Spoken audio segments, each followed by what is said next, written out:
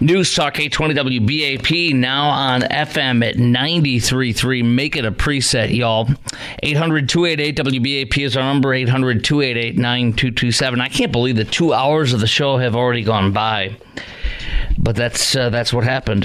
Now, Donald Trump, we have huge news that we start the 10 o'clock hour with. So Trump, as you know, got a big decision today, and it was a very good one from the judge panel, the appellate panel, the appeals panel in New York State. They said that bond is way too high. And by the way, listen to this. The $464 million was not what he would have had to pay. It was actually a lot more than that. That's the number, but the actual money he would have had to deposit. And this comes from, I think it was either Andy McCarthy, a former federal prosecutor and Fox News contributor, or it was Matt Whitaker, who was on that show too this afternoon on Martha McCallum's show. But one of these two former top officials who knows what they're talking about, and this actually said that the judgment was a lot more than $464 million. It was actually around, it was over $500 million. It was about $550 million total. Like when you total up, that's in addition to the $464 million. So he was literally being ordered by Judge Arthur Engoron, the kook judge, and the brazenly partisan and anti-Trump Attorney General Letitia James he would have had to come up with $550 million total for that $464 million judgment. And the interest on that was like $180 grand or $150 grand a day. It's insane. So it is now a much better number, a much more palatable number for Donald J. Trump. $157 million has to be produced for his bond, and he will pay that out of his own pocket. He said he has that liquidity. He also, can you imagine having $157 million on hand? Can you imagine that? What would that look like on a pallet? It'd probably be like 10 pallets of cash, right? No problem. He's like, I got that. So here's the deal with this. He has 10 days to come up with $157 million. The panel said you got 10 days. It's over. He's got it. That bond will be met. Cash out of his own pocket, Trump's pocket. And today, I have a whole bunch. There's also some really, really, really good news. Truth Social acquisition closed today. It begins trading tomorrow under the moniker, are you ready for this? Truth Social went public. And in fact, he's going to be even richer, a lot richer because of this. They have launched Donald Trump into a whole nother stratosphere, guys, in a good way. As if he couldn't get higher enough, even more. The ruling, the public going public literally here, quote, Trump stock rallies ahead of listing and appeals court win on civil fraud bond. That is from Fox Business. But listen to this from journalist Colin Rugg. Donald Trump's net worth jumped to $6.5 billion today. $6.5 billion, making today Trump's single greatest day ever for his wealth. At this very moment, Trump's $175 million bond, okay, I thought it was 157, 175, it's fine, whatever. It's the 5 and the 7 are in there. $175 million bond in the New York fraud case makes up just 2.7% of his net worth. 2.7% of his net worth. Here's my questions for you. At 800-288-WBAP, 800-288-9227, do you think President Trump will end up getting to November without being convicted of any serious crimes that could hurt his candidacy? That's my first question. Do you actually think he'll make it to November, to the election day, without getting convicted of any serious crimes that could actually hurt his candidacy? And do you think these latest moves help or hurt Trump's candidacy for president? 800-288-WBAP is our number, 800-288-9227. Are these latest moves going to help or hurt Trump's candidacy for president? And do you think he can actually make it to November without getting convicted of any serious crime? 800-288-WBAP is our number, 800-288-9227. Chime in right now on the Chris Crock Show, News Talk 820 WBAP, and now on FM at 93.3. So, this is really something else. Let me continue with this, though. Trump's net worth just jumped to $6.5 billion today, his single greatest day for his wealth ever. At this moment, as I mentioned, the $175 million bond is only 2.7 of his net worth. The sudden jump in Trump's net worth is thanks to Trump's media merger with Digital World Acquisition Corp, DWAC.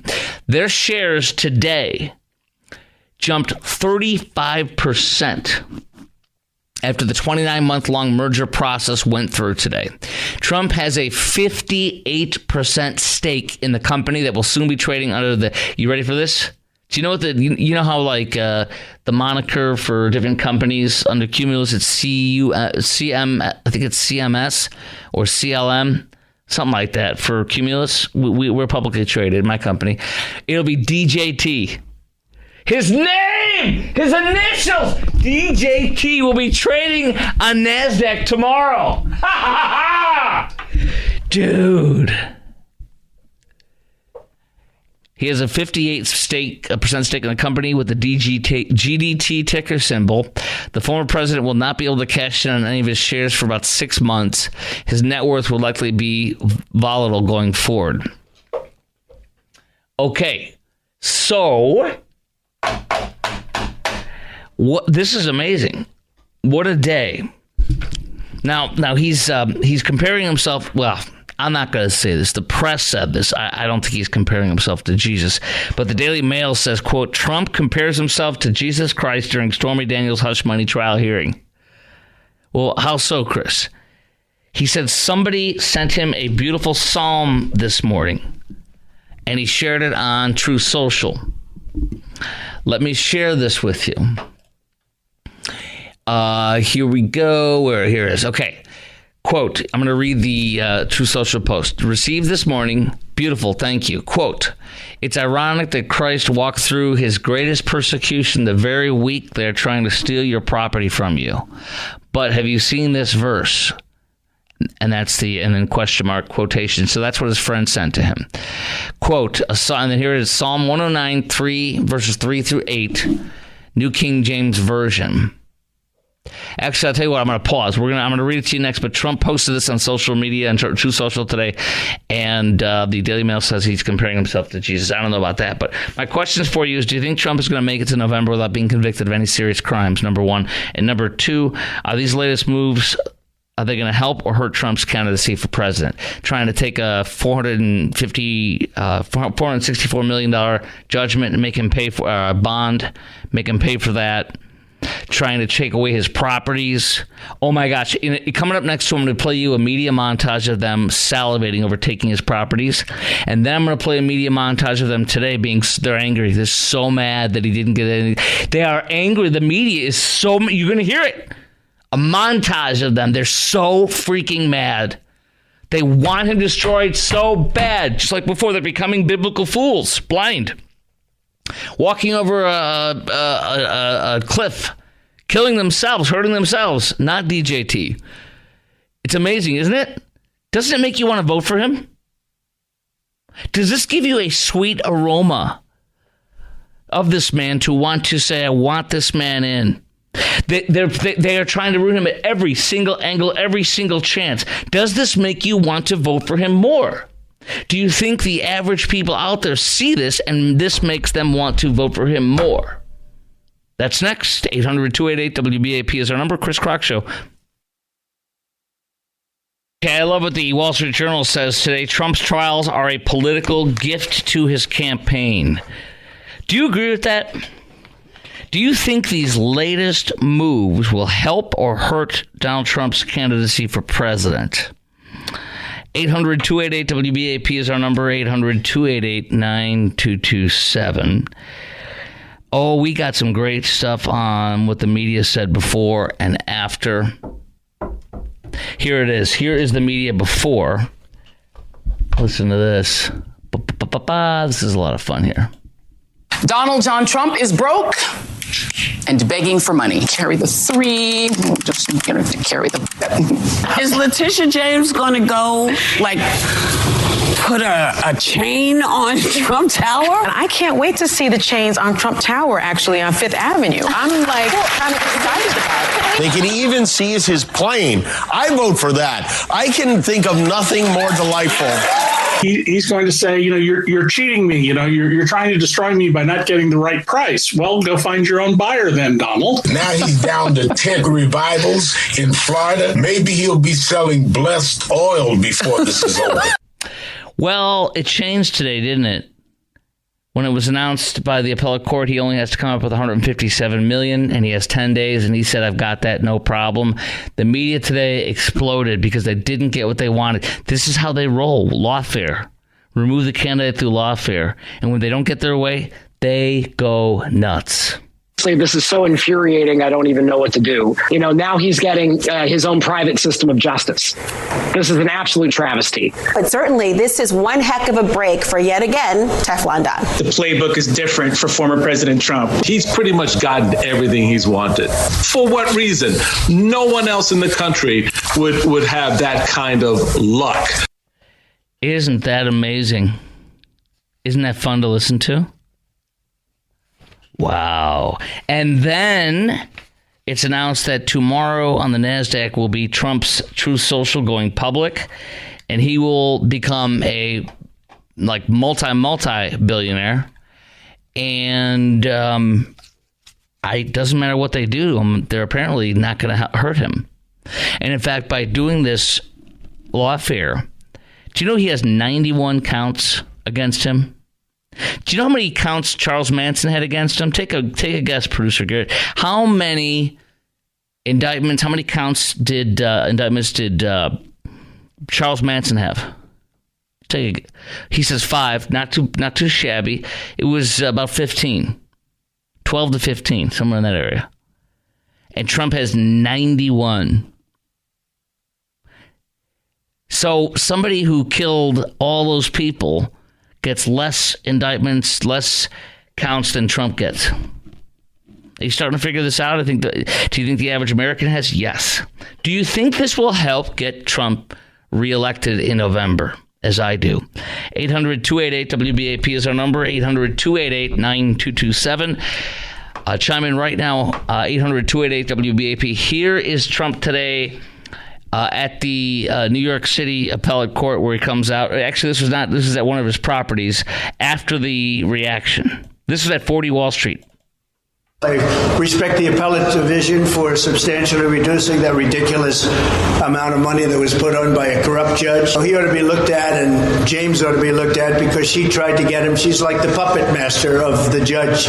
We're going through this weaponization of our government to try and knock out somebody's political opponent. And so far, based on the polls, it's not working at all. That case is a scam, it's a sham, and it's a hoax. Okay. That was him at one of his towers, 40 Wall Street, that they were eyeing, that Letitia was eyeing, along with Trump Tower. And the leftists and TV and such were gleeful. And now he's not losing his plane. He's not losing his buildings. And they are so mad. Aren't these people like children, little children? Isn't it amazing to see people act like this that are in positions of power, supposedly, like media, politics, supposedly respected pundits?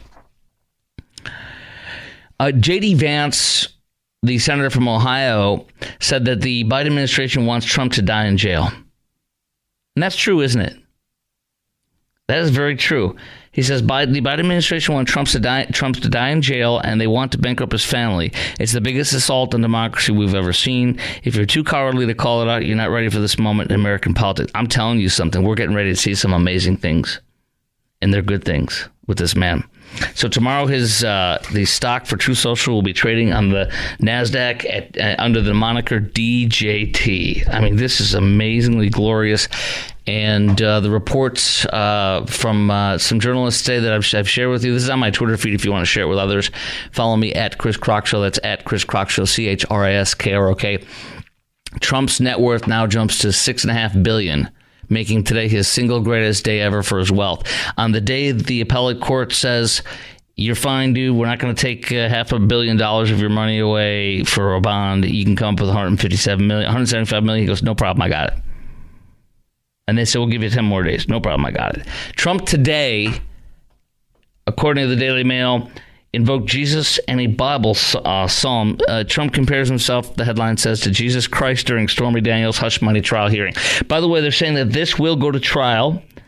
He will get a jury this time. And this will go to trial, the alleged criminal allegations with the Stormy Daniels hush money payment. This will be fascinating to see what the jury does. If it's a liberal Democrat city, I'll be shocked if they don't convict him. But nonetheless, you don't know, right? And all it takes is one person to say not guilty, and you got it. They need that. And that will supposedly take place before November. But what are they going to get? What are they going to do? Put him in jail for this? For Stormy Daniels? They're going to try. But I've said it before, they will. This man will get elected president from jail, and people will vote him in. I swear to you, I think they would. Here's what Trump posted that they say comparing himself to Jesus. Quote, received this morning, beautiful, thank you. And then here's the quotation from his friend that sent him this quote. His friend sent to him, it's ironic that Christ walked through his greatest persecution the very week they are trying to steal your property from you. But have you seen this verse? And then here it is. Psalm 109, verses 3 through 8, New King James Version. They have also surrounded me with words of hatred and fought against me without a cause. In return for my love, they are my accusers, but I give myself to prayer. Thus they have rewarded me evil for good and hatred for my love. Set a wicked man over him, and let an accuser stand at his right hand. When he is judged, let him be found guilty, and let his prayer become sin. Let his days be few, and let another take his office. And then the American flag appears right there. So his friend wrote, I'm praying for you over you daily. And hold on. He says, I'm praying this for you daily.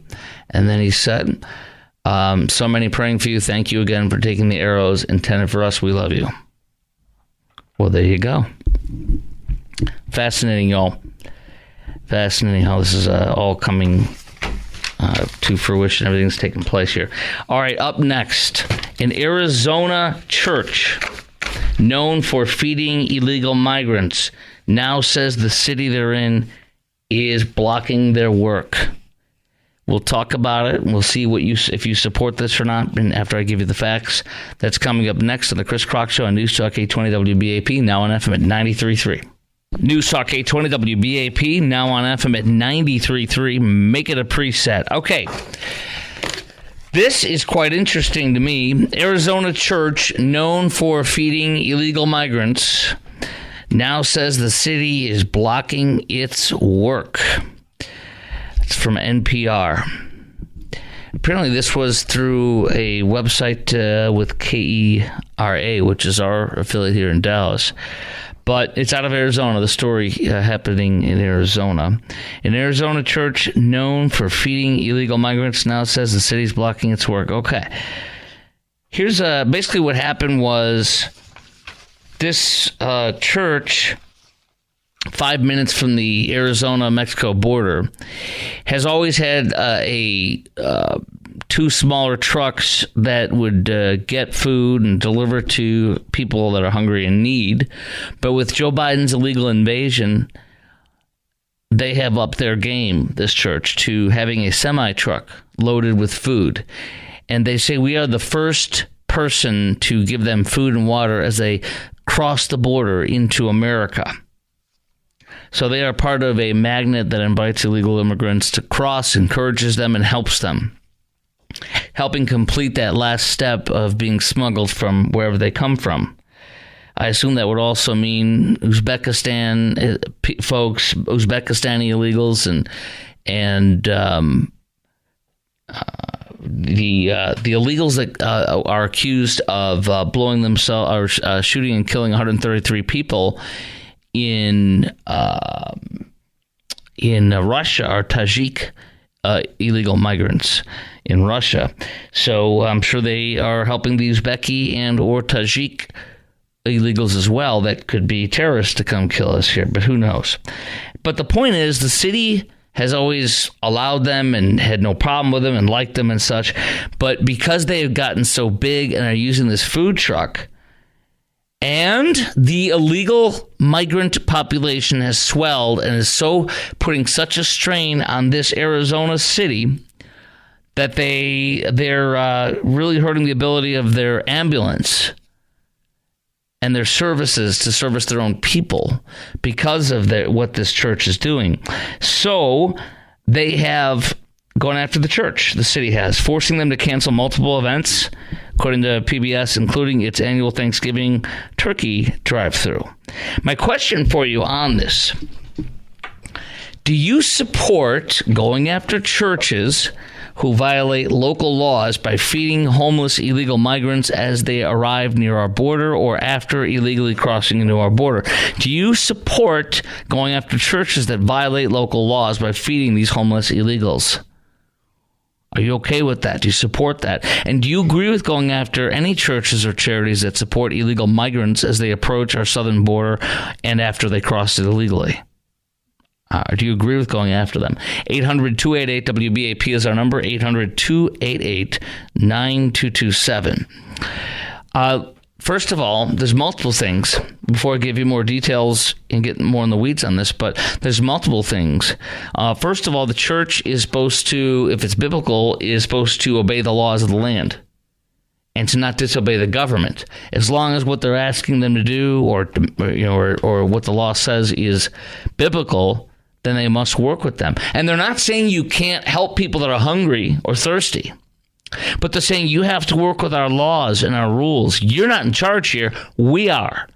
We are the government. We're elected and we're put in to protect and run this city. You're impinging on the ability to serve the people of this city the way we're supposed to. So I agree with the city going after them, and I think they should, and I would too.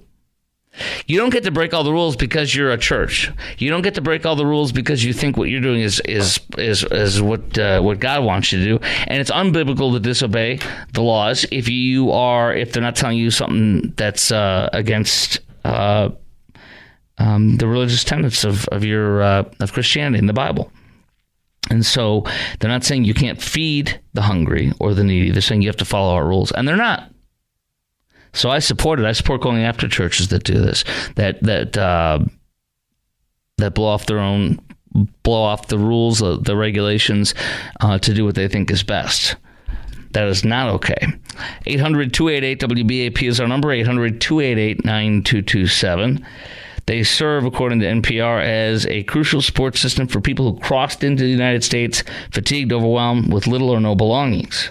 The city grew hostile over their food ministry for violating zoning laws by using a semi-truck to load and unload donations. They also alleged that so this church is suing the city. They allege the city incorrectly interpreted the food distribution network as commercial activity in the non-commercial zone.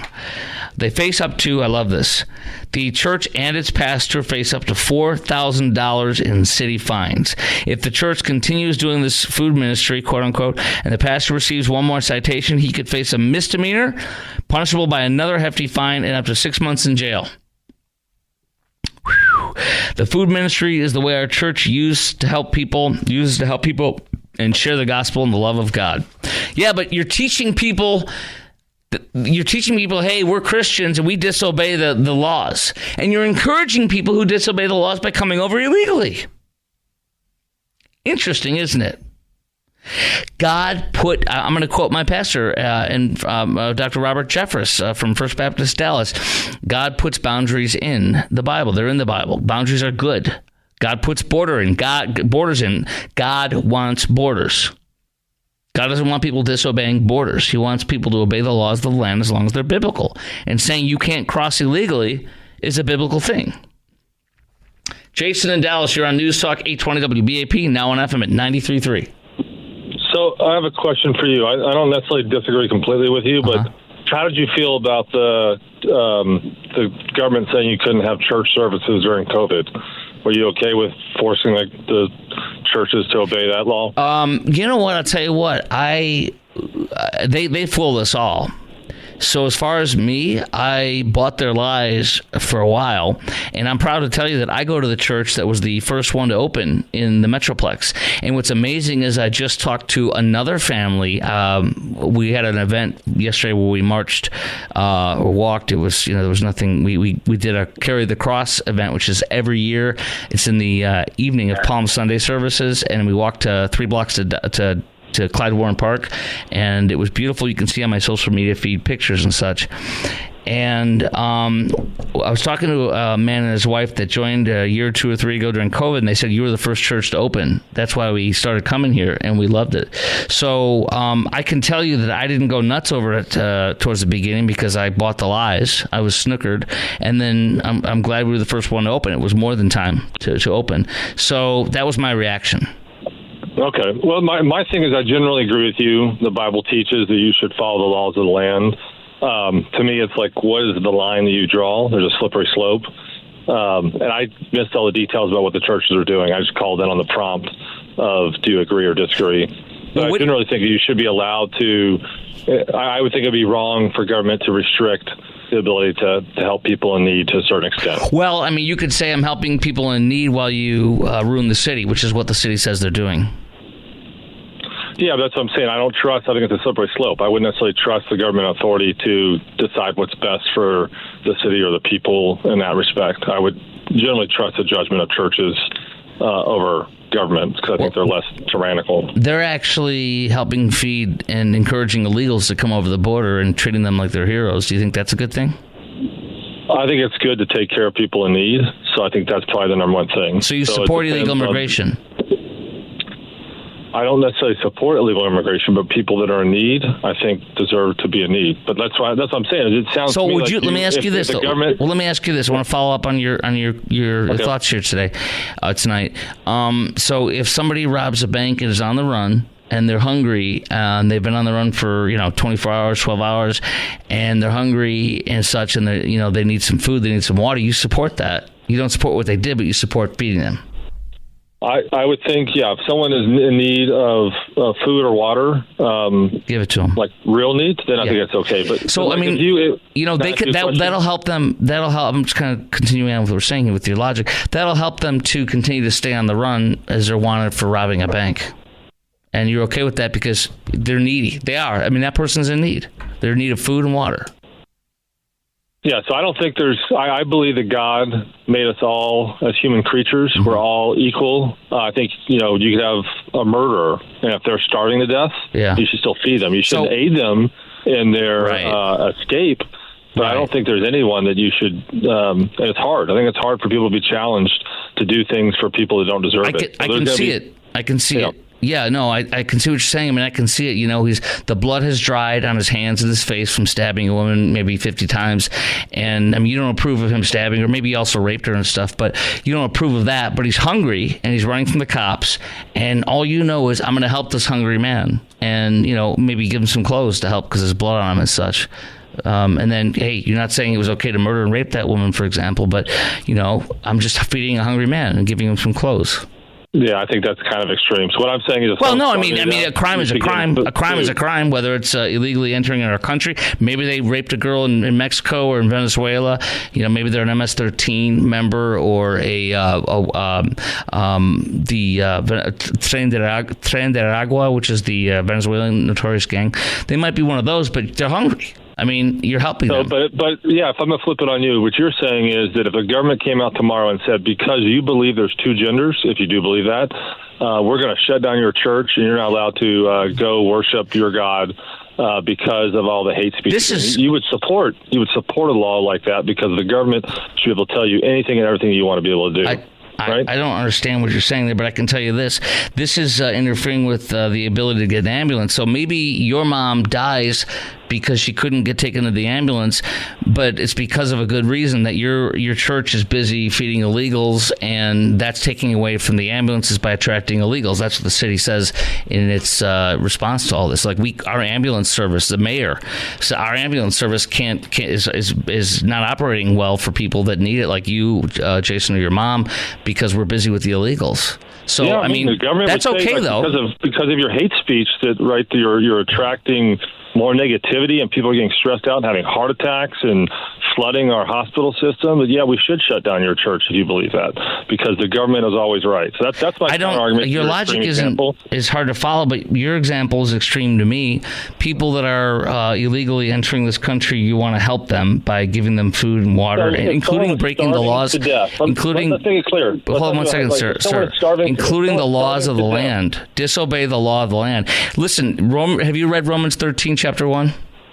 I've read Romans, but I don't know the reference you're read it again. It says, obey the law of the land, because God gives government the sword for a reason. So if you disobey the laws, you have a reason to fear. If you disobey, because God gave the government the sword for a reason, is what Paul said, the Apostle Paul. And he says, if you do not disobey the laws, then you have nothing to fear. But God put the government in charge. This is not a law that is antithetical to our rights or freedom of speech, as you talked about. Freedom of speech is not comparable to an illegal coming over and enticing them and supporting them and growing that process. I do appreciate your call, though. I'll give you a few more details on this, but can you imagine that? It's pretty. Basically insert crime here. It's okay to feed them and water them and clothe them or whatever, as long as you're not doing the crime or supporting the crime. You're just feeding somebody who's hungry. I don't know. Are you with this gentleman who just called in? Maybe you are. 800-288-WBAP is our number. 800-288-9227. We'll continue with this coming up next on the Chris Crock Show. Oh, also, Kamala. She was clapping to a song that was being played and people mocking her, like literally right there while she was there clapping to it. She had no idea. It happened today. I'll play the audio and explain next. News Talk 820 WBAP, now on FM at 93.3. Make it a preset, y'all. 800-288-WBAP is our number, 800-288-9227. Talking about this church in Arizona known for feeding the illegal migrants, now says the city is blocking its work, which I support, stopping them and blocking them. They're being given citations. Because we've seen, we've talked about something like this happening locally. It's been a while, a long while, I think. But I don't support any church breaking the rules of the city or the county or the state or whatever it is, just because what they're doing is right, quote unquote. If you want to help, do it in the confines of the law. And this church, the city's not saying you can't feed people. In this case, they're 5 minutes from the border. They're feeding and giving water to, and food and water to, and blankets to tons and tons of Joe Biden's illegals who are invading us. And the city says you have now gone from, for years, doing 2 small trucks to now loading up a semi in an area where that's not allowed. And you are also causing tons of illegals to come here, which is destroying our city services that are for residents, ambulance and other ones. They said they cited ambulance, but there's a whole bunch of stuff the city says. And let's see here. They said you're putting a strain on cities' emergency services like ambulances, but not just ambulances, but their emergency services. Could you imagine not stopping a burglar because they're busy dealing with the illegals? Well, that's what's happening there. Could you imagine you or your loved one who needs an ambulance, the ambulance doesn't come because they're busy with illegals? And our last caller was, I appreciate him for, disagreeing with me and having a discussion with me on that. But, where does it end? Supporting illegal activity. Do you feed somebody who's starving, who's on the run for murder? He basically was saying yes. And such, but he said that was extreme. The law is the law. Whether you're coming over illegally or whatever. But this man's lawsuit said the city should be working with the pastor to feed the hungry. They should be affirming him, encouraging him, not threatening him, fining him. No, they should do what needs to be done for the city and its residents. And the church shouldn't be disobeying it and making life worse for people that live there. It should be making it better. Jesus didn't come and say, screw all their law. You know, Jesus, in fact, followed the laws. You remember what he said? Give to Caesar what's Caesar's. Remember that? He paid his tax. Render unto Caesar what is Caesar's. Pay your taxes. So pay your taxes, but don't follow the rules in a city because you're feeling illegals? No. Okay, Kamala is in trouble. Or she was mocked. Here she is in Puerto Rico. She's clapping, she's dancing, but the problem is she found out they're protesting her. She's clapping and dancing to them protesting her. This happened at a community center in Puerto Rico. Okay, it was last week. Until she was told what they were actually saying. She ventured into a courtyard after her visit to Goyoco Community Center in San Juan when the protesters broke out into song in Spanish, and she came out and clapped. Isn't that great? Oh, you gotta love that.